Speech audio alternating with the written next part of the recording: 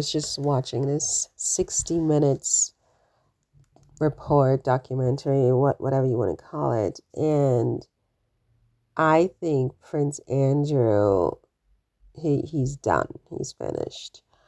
I think I think he thinks that by giving up his title preemptively, sort of before the public gets on the streets and demands that he does it, I think he thinks he's safe. I mean, he's stopped the bleeding. And I'm not so sure. I'm not so sure that he has stopped the bleeding. I think he's put a band-aid on things for a bit, but I mean, the blood is going to come gushing out again because, for example, this ex-officer and all of the damning tales he has about Andrew, how arrogant he was, the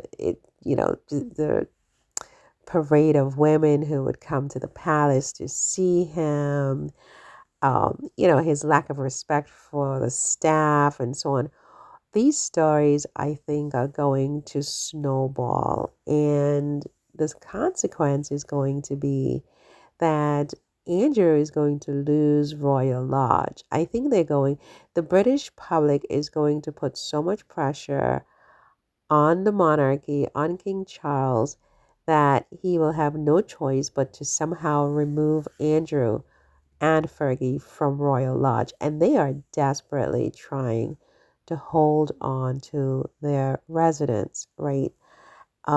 They have done everything. And I have argued in the past that Andrew should be left alone to live in his home, Royal Lodge, because that's the only home he has known for decades, right? And to some extent, I still feel that way. I feel that your home is sacred, it's sacrosanct. And I don't think people should lightly, expel someone from their home. That's something that's very, very traumatic. And it's horrible. It's really horrible. And I don't advocate it.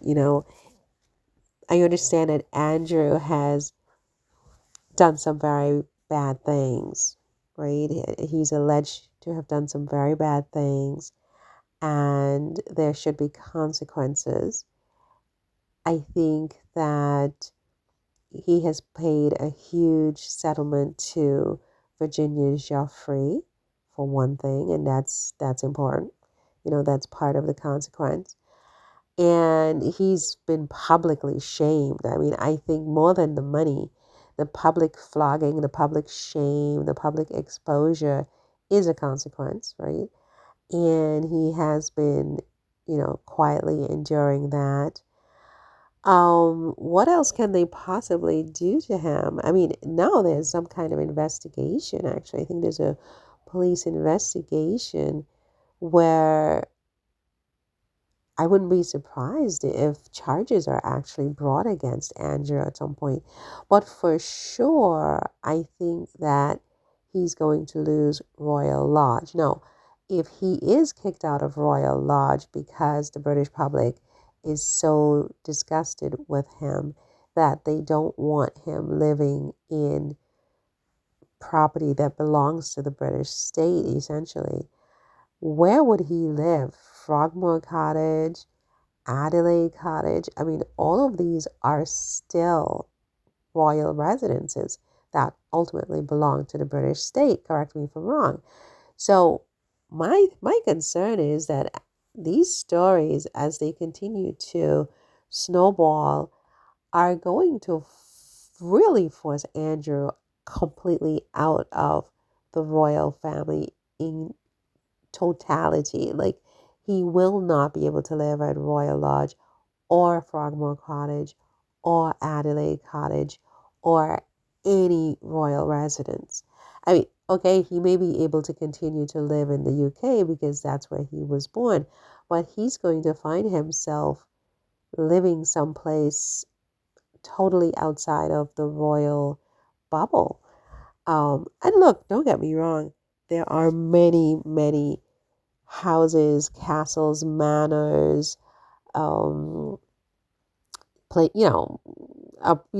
fancy apartments, etc., that he could rent or buy, him and Sarah together. I mean, Royal Lodge is not the end all or be all, just like Frogmore Cottage was not for Harry and Meghan. They went on to have a beautiful home in Montecito, California. Andrew may find that he needs to move to a beautiful home completely out of the UK as well. You know, America is a big place, and I'm sure that there are other places, New Zealand.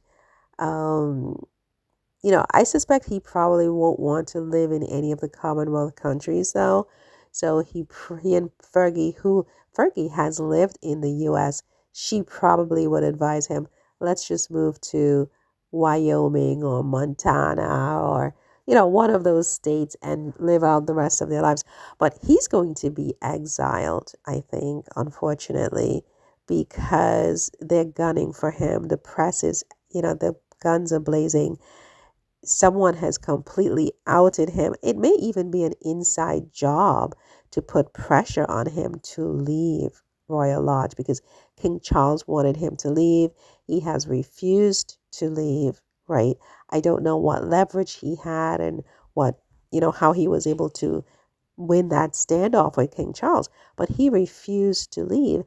But suddenly you have all of this stuff being unearthed against him, all of the past filth, the emails, everything has been opened up. So he has been, I think, thrown onto the bus at this point by somebody on the inside of the palace who wants him out. They want him out of Royal Lodge, and they will stop at nothing to make sure that that happens, right? So